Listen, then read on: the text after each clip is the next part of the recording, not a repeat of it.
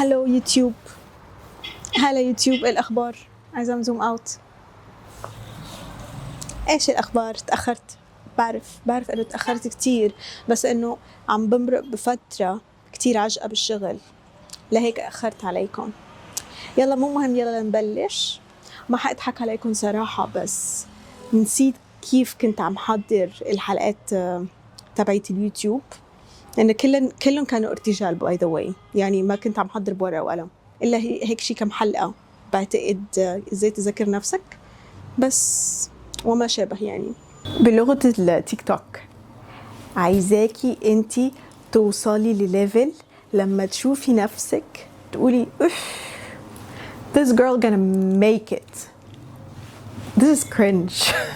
هو لا بشكل جدي، اللي هو انت لما تبصي على نفسك في الشقة عديتي على المطبخ، الحمام، من المراية بتاعته، في الأوضة بالصدفة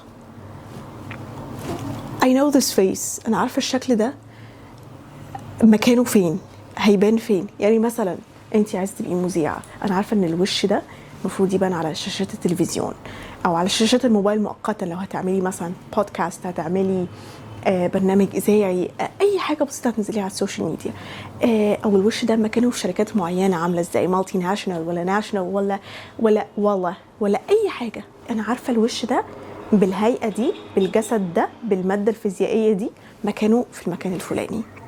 عايزاكي توصلي للإحساس ده، عشان هو ده الموتيف، اللي هو أيوة I can do it. لازم تفتكري على طول أنا المفروض أكمل أنا عشان أوصل لده. لكن لو انتي ما بتحسيش كده وبتعدي عادي وبتبصي على نفسك عادي، فعادي، فكله عادي، فهتعيشي عادي، فالموضوع سيكونس الحياة ما فيهوش اي حاجة interesting خالص. يعني تحسي كده الواحد علشان ينجح او يوصل لحاجة كبيرة، الحاجة دي بيكون ليها بوادر، صح ولا لا؟ هل انتي حاسة ان انتي عندك البادرة دي؟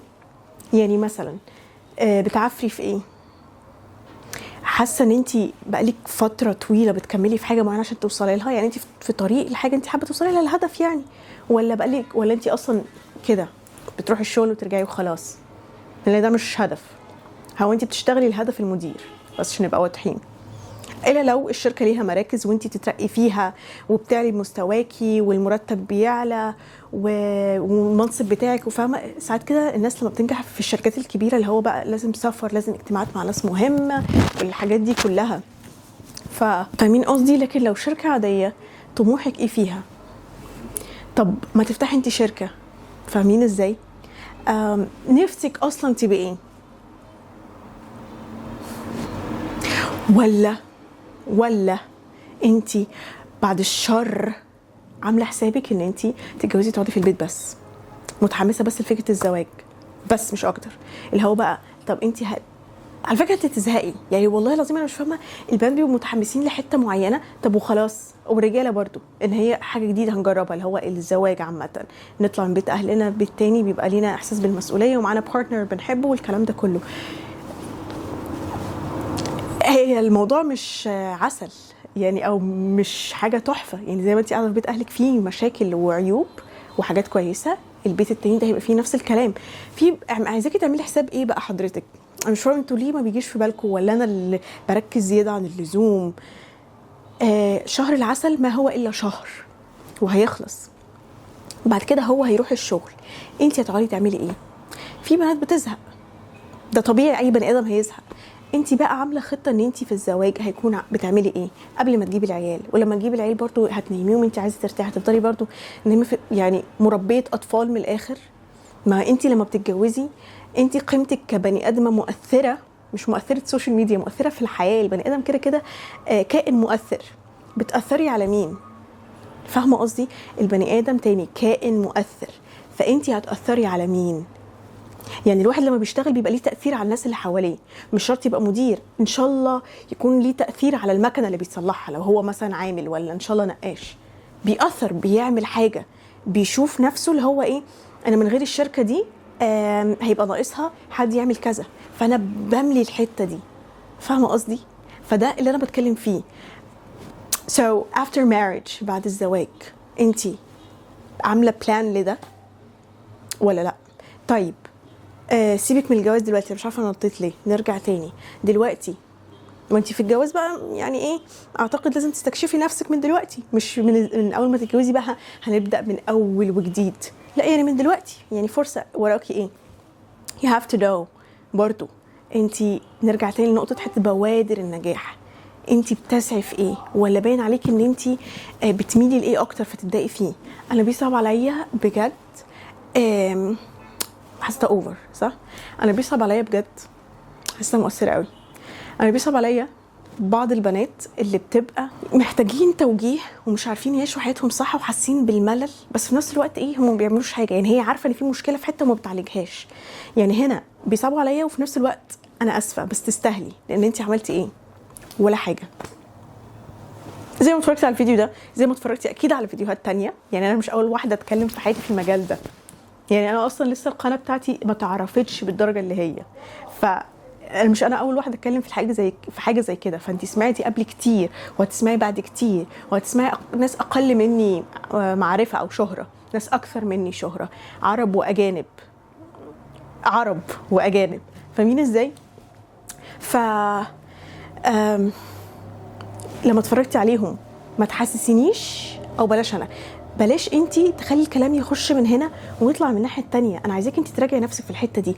ياما اتفرجت على فيديوهات سيلف ديفلوبمنت، او فيديوهات تزكيه للنفس، او اصلاح الذات، او ان انتي تطوري من نفسك. عملتي بالحاجات دي ايه؟ عملتي بالكورسات اللي اشتركتي فيها ايه؟ عملتي بالفيديوهات اللي اتفرجتي عليها ايه؟ عملتي بالنوتس اللي اخدتيها بعد كل فيديو ايه؟ ويا نهار ابيض لما كنتش بتاخدي نوتس مش هتفتكري، انت ممكن تنامي تصحي تنسي انت اصلا عملتي حاجه زي كده. ليه بقول لك حاجه زي كده؟ لان انا نفسي كده، فعادي يعني اذا كان انا كده ففي ناس شبهي كده. انا عندي الحته دي برضه للاسف، اللي هو انا حصل 1 2 3 انا ازاي نسيته، دي كانت حاجه بتفرحني قوي. فاللي هو اذا نسيت مريت بالموقف ده ونسيته عادي، المفروض افتكره شهر قدام زي ايام زمان. زي الخروجات برضه واحنا صغيرين، كنا لما نخرج خروجه حلوه تدينا بوش كده ونفضل نفتكرها كام يوم قدام ان ما كانش اسبوع. فاللي عايزاكي تركزي عليه بوادر النجاح اللي عندك ايه، شايفه انت بتميلي لايه، هل انت عندك بادره النجاح اصلا ولا لا؟ في حاجه في حياتك كده موريكي اللي هو ده انا يجي مني، انا عايزه ابقى سي او، انا عايزه ابقى اللي هو بزنس وومن، يعني افتح شركه وابقى رائده في المجال بتاعي. على فكره طبعا وانا بقول جمله زي كده انت اللي هو يا ده انا فين وانا فين، انا لو عرفت انا عايزه ايه في الحياه يبقى كويس قوي اصلا. يبقى انت كده مش هتعملي حاجه. طالما مستقليه بنفسك من دلوقتي يبقى مش هتعملي حاجه، يبقى انت كده مش في الليفل اللي انا بتكلم بيه. يعني الفيديو ده ممكن انت ما تستفيديش بيه اصلا. يعني مثلا انا بكل شفافيه، انا لو عايزه اوصل لحاجه مثلا الليفل بتاعها بي، وانا اصلا مثلا في دي خلاص، او انا اوكي انا في دي وعايزه اوصل لبي، انا ببقى عارفه ان انا اصلا اقدر اوصل لايه، بس انا اللي مش عايزه. يعني انا مش مناسبني مثلا الطبقه دي او المجتمع ده او طريقه تفكيرهم او الطريقه اللي بيمشوا بيها علشان الشغل يشتغل زي كده، مثلا السينما خلاص، فانا مش عايزه ايه، انا عايزه بي. بس عشان انا عايزه بي مش عشان انا ما اقدرش على ايه، لا انا اقدر ونص، ولو وصلت هبقى ايكونيك، بس انا اللي مش عايزه خلاص. لكن مش بقول ان انا مش هقدر. فكره انك تعتقدي او تقتنعي ان انت في حاجه مش قادره عليها، بلاش. شوفي ان انت مش عايزاها، انت قادره تعملي، بس طبيعي مش هتبقي عايزه تعملي كل حاجه، بس من الاخر. وما تقوليش كده وخلاص، لازم تكوني على اقتناع تام. اوكي انا على اقتناع تام بالحته دي، حاجه ربنا على فكره غريزها فيا ما اشتغلتش عليها. لو انت ربنا مش مغرزها فيكي، فانت ده معناه ان انت شايفه نفسك كده، محتاجه تشتغلي على نفسك، تثبتي لنفسك اللي هو انت تقدري. ما انت برضو ما ينفعش تبقى عقليتك صغيره. انا بتكلم كل شفافيه، مش ما حدش يشخصنها ويتضايق. ما ينفعش تكوني انت مش انا نسيت، ما ينفعش تكوني انت مثلا ما مريتيش، لازم تكوني مريتي بتجارب كتيره بحيث ان انت تبقي خلاص انا عارفه ايه اللي اقدر عليه وايه اللي ما اقدرش عليه، انا افهم في الحته دي وما افهمش في الحته دي، ولما اشتغل في الحته اللي انا فاهماها قوي بدي فيها وببقى معروفه قوي، ولا اللي هو بصمه، اللي هو منى هي الوحيده او فلانه تعرف تعمل كذا، اللي هو انت عارفه انه انا ماليش حل في الحاجه دي، او انا ما فيش اتنين، او اللي هو انا شاطره في اللي انا بعمله وانا اضمن لك 1 2 3 في شغلي لما اتعامل معاك فيه او لما اوصله لك. فاهمه قصدي؟ لكن لو انت من الشغل للبيت، من المدرسه للبيت، خروجات مع صحابك اللي هم مش بيشجعوكي، اللي هو هنشتغل على نفسنا ازاي، ناخد كورس كذا، نتفرج على فيديوهات على اليوتيوب معينه، مش بنسكرول على السوشيال ميديا. يعني بحس طبعا ان في فرق في الاصدقاء اللي هو نفتح يوتيوب ولا نفتح تيك توك. طبعا كله تيك توك، 99% تيك توك. صعب قوي تلاقي حد بيفتح يوتيوب ويفتح فيديو بربع ساعه ويخلصه ويتفرج على فيديوهات تانية ويسرح. ده بقى صعب دلوقتي. ف بحس كمان من مواصفات الناجح انه ما يكونش عنده اصدقاء، لان دلوقتي تحديدا كمان بحس انه صعب تلاقي صديق عايز العقليه دي او عايز يرفع نفسه بالعقليه دي. صح ولا لا؟ صح ولا لا؟ انا عن نفسي yes for me yes. فاعتقد الحبه دول حلوين. I hope you got your boost of confidence، اللي هو انا عايزه خلاص عارفه انا عايزه اعمل ايه. تعدي تشوفي نفسك في المرايه، كلمي نفسك، بصي لها، اقري نفسك بس مش كتير. ساعات لما ببص على نفسي في المرايه كتير قوي بحس اللي هو who's she who's this، فما تبصيش كتير.